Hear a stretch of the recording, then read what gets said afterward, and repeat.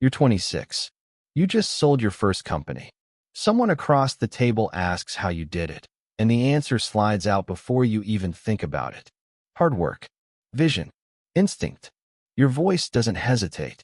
But right now, your mind is quietly rewriting history. Here's what actually happened.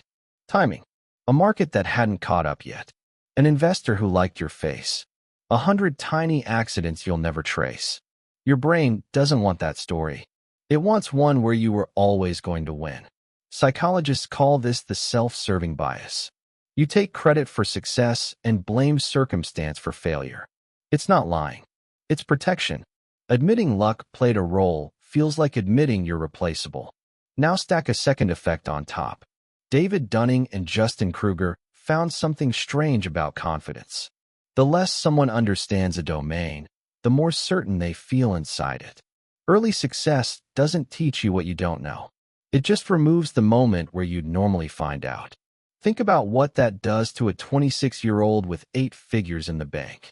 No failure, no correction, no slow apprenticeship where the world tells you no 1,000 times. Just one yes, arriving early, before your instincts were ever tested. This is where the God complex starts to form. Not cartoon arrogance. Something quieter. A creeping sense that outcomes bend around you. Psychologist Ellen Langer called this the illusion of control, the tendency to believe you're steering events actually shaped by chance. Give someone one early win, and their brain starts treating luck like skill on command. Money accelerates it. People stop disagreeing with you. Rooms get quieter when you talk. Feedback turns into flattery because everyone around you now has something to lose by telling the truth. Psychologist Dacher Keltner studied what power does to the brain and found it doesn't just inflate confidence. It shrinks empathy.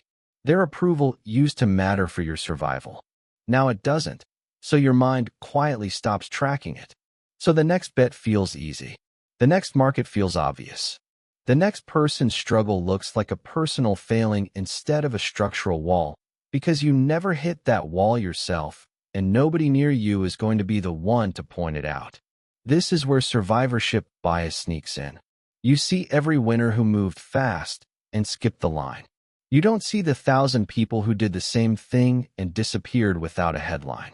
Daniel Kahneman spent decades studying this blind spot, the way our minds build confident stories from incomplete evidence. Picture the scene. A younger founder asks you for advice.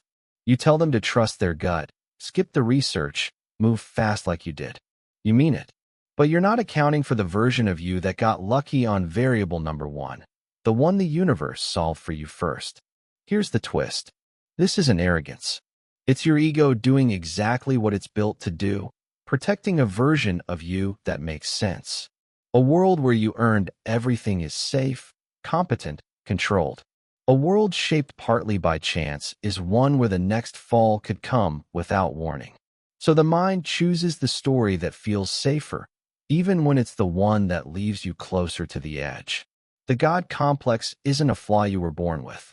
It's what almost any brain does when it stops receiving the one input it needs to stay accurate. Someone telling it no. The real cost isn't missed credit. It's missed information. Underestimating risk, other people's obstacles, your own luck, all from the same root. A brain that skipped the part of life where you get proven wrong. Look back at the moment you started with. The steady voice. The easy answer. Hard work. Vision. Instinct.